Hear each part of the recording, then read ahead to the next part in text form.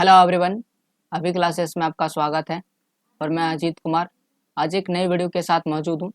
और आज हम बात करेंगे बहुउद्देशीय नदी परियोजना के विषय में। अगर आप एसएसटी बुक को देखिएगा तो एसएसटी बुक्स में बहुत सारे ऐसे शब्द हैं जो एक टॉपिक का काम करता है, और उन शब्द को अगर आप समझिएगा तो एक बेहतर ही टॉपिक क्लियर हो जाएगा, जिससे बहुत सारे प्रश्न बनते हैं 2 नंबर, 3 नंबर, 5 नंबर। जैसे आज का टॉपिक है बहुउद्देशीय नदी परियोजना, जिसे साधारणतः बहुउद्देशीय परियोजना के नाम से भी जानते हैं। अब इनसे जुड़े अगर प्रश्न पर विचार करें तो जैसे बहुउद्देशीय परियोजना से होने वाले लाभ एवं हानियों की तुलना करें, ऐसे प्रश्न बनते हैं जो 3 और 4 नंबर का अंक आपको दिला सकता है।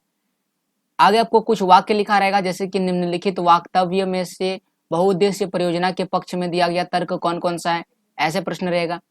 आपसे पूछा जाएगा बहुउद्देशीय परियोजना के क्या लाभ है और क्या हानि है, यह भी पूछा जा सकता है। बहुउद्देशीय परियोजना का विरोध क्यों किया जा रहा है, ऐसे प्रश्न परीक्षाओं में बनते हैं। तो आज हम बहुउद्देशीय परियोजना जो शब्द है इसे क्लियर करने वाले हैं।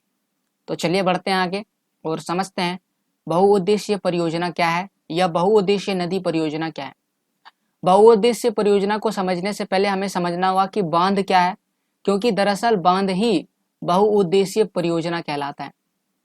तो कहता है कि बहते हुए जल को रोकने के लिए खड़ी की गई बाधा को ही बांध कहते हैं। अगर नदी बह रही है और उस नदी को रोकने के लिए कोई बाधा खड़ी की जाती है तो उस बाधा को हम क्या कहते हैं, बांध कहते हैं। और यही बांध क्या कहलाता है, बहुउद्देशीय परियोजना कहलाता है। तो अब प्रश्न आता है कि बहुउद्देशीय परियोजना बांध को क्यों कहते हैं। ओके, क्यों लिख देते हैं, बांध को बहुउद्देशीय परियोजना क्यों कहते हैं। तो देखिए, परंपरागत बांध यानी कि पुराने जमाने में क्या होता था, नदियों के पानी को रोक लिया जाता था और उसका सिर्फ एक ही उद्देश्य था, खेतों में पानी पहुंचाना, यानी कि खेतों की सिंचाई के लिए जल उपलब्ध करवाना। ये परंपरागत तरीका था बांध का, यानी कि बांध का पानी इसलिए जमा किया जाता था। अब अगर आजकल, परंतु आज आधुनिक युग में देखें तो बांध केवल सिंचाई के लिए नहीं बल्कि बहुत सारे उद्देश्यों, जैसे कौन कौन से, विद्युत उत्पादन, घरेलू और औद्योगिक उत्पादन उपयोग के लिए, घरेलू और औद्योगिक में जो जल उपयोग होता है, जलापूर्ति के लिए, बाढ़ को रोकने के लिए, बाढ़ नियंत्रण के लिए, मनोरंजन के लिए भी। चूंकि डैम जो है, यह बांध जो इतना सुंदर बनाया जाता है कि लोग घूमने के लिए जाता है, और जब वहाँ घूमने के लिए जाता है तो वहाँ पर नौचालन भी होता है, जिसे आंतरिक नौचालन कहते हैं, उनका भी आनंद लेते हैं। और बहुत ही महत्वपूर्ण, हम उसमें मछली भी पाल सकते हैं। तो इस तरह से बांध का आजकल बहुत ही ज्यादा उद्देश्य है, इसीलिए बांध को बहुउद्देशीय परियोजना के नाम से भी जानते हैं। अब कुछ उदाहरण पर चर्चा करते हैं। उदाहरण के लिए अगर मैं बात करूं सतलुज व्यास बेसिन, तो सतलुज व्यास बेसिन पर जो बना है बांध, उसका नाम है भाखड़ा नांगल परियोजना। तो यहाँ पर आप देख सकते हैं, यहाँ पर ये भाखड़ा नंगल परियोजना है, जो काला रंग का डॉट आपको दिख रहा है, ये है भाखड़ा नंगल परियोजना, जो सतलुज और व्यास नदी पर बना हुआ है। तो अगर आप इसका उपयोग देखिएगा तो इसका उपयोग जल उत्पादन के लिए है, यानी माफ कीजिए जल विद्युत उत्पादन के लिए है और सिंचाई के लिए। तो दो काम है, तो इसलिए इसको क्या बोलेंगे, बहुउद्देशीय परियोजना। उसी प्रकार से महानदी पर बना हुआ, महानदी पर जो बांध बना या डैम बना, उसका नाम है हीराकुंड। और हीराकुंड परियोजना जो है वह जल संरक्षण यानी जल को बचाने के लिए और बाढ़ को नियंत्रित करने यानी कि बाढ़ को रोकने के लिए। यानी कि जो भी परियोजनाएं बनाई जाती है उसका एक से अधिक उद्देश्य होता है, और ऐसी परियोजनाओं को बहुउद्देशीय परियोजना कहते हैं। बहुउद्देशीय परियोजना आधुनिक युग में बहुत ही ज्यादा उपयोगी है, इसीलिए जवाहरलाल नेहरू ने जो बांध है उसे आधुनिक भारत का मंदिर कहा। अब परीक्षाओं में ऐसे प्रश्न बहुत ज्यादा बन सकता है कि जवाहरलाल नेहरू ने बांध को आधुनिक भारत का मंदिर कहा, क्यों। तो नेहरू जी का मानना था कि परियोजना जो है कृषि और ग्रामीण औद्योगिकरण होगा, नगरीय अर्थव्यवस्था समन्वित रूप से विकास करेगी। क्योंकि उनका मानना था कि इससे जो है ग्रामीण और नगरीय अर्थव्यवस्था में विकास होगा और ग्रामीण औद्योगिकरण होगा, यानी कि ग्रामीण क्षेत्र में उद्योग लगने के चांसेस बढ़ जाएंगे। इसीलिए नेहरू जी ने बड़े ही गर्व से यानी कि प्राउडली बांध को आधुनिक भारत का मंदिर कहा करते थे। बहुउद्देशीय परियोजना के कुछ लाभ है और बहुउद्देशीय परियोजना के कुछ हानियां हैं। लाभ के विषय में हम लोग पहले ही पढ़ चुके हैं, जैसे विद्युत उत्पादन, सिंचाई के लिए पानी, या फिर और भी बहुत सारे ऐसे कारण जो पढ़े हम लोग, देखें नौ संचालन, जलापूर्ति, ये सभी बहुउद्देशीय परियोजना के लाभ थे। लेकिन बहुउद्देशीय परियोजना के बहुत सारे हानियां भी है। तो बहुउद्देशीय परियोजना की अगर हानि की बात करें तो सबसे महत्वपूर्ण जो है वह है प्राकृतिक बहाव का अवरुद्ध हो जाना।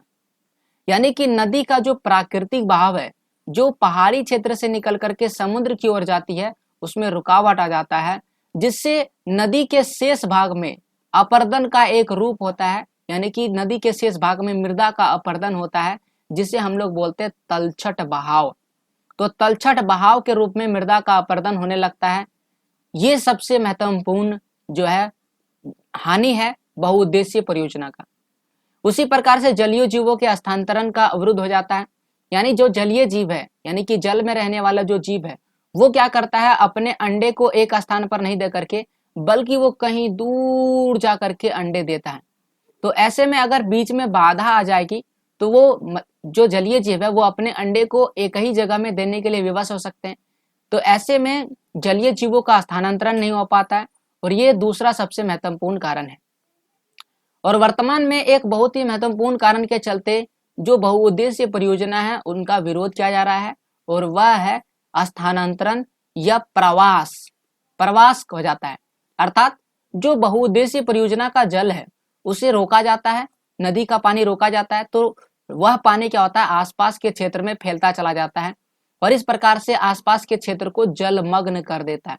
यानी कि जल में डुबा देता है, और जलमग्न के कारण आसपास के घर, आसपास के वनस्पति, आसपास के जंगल जो भी है वह भी डूब जाते हैं। इससे लोगों को अपना घर छोड़ना पड़ता है, जानवरों को अपना जंगल छोड़ना पड़ता है, जो बहुत ही ज्यादा खतरनाक है। या आप कल्पना कीजिए कि एक व्यक्ति को अपना घर छोड़ना पड़ रहा है, गरीब व्यक्ति जो मध्यम वर्गीय या निम्न वर्गीय परिवार से है, तो उनके लिए अपने घर को छोड़ना, अपना जो व्यवसाय है यानी कि जो काम कर रहे हैं उसे छोड़ना बहुत ही मुश्किल होता है।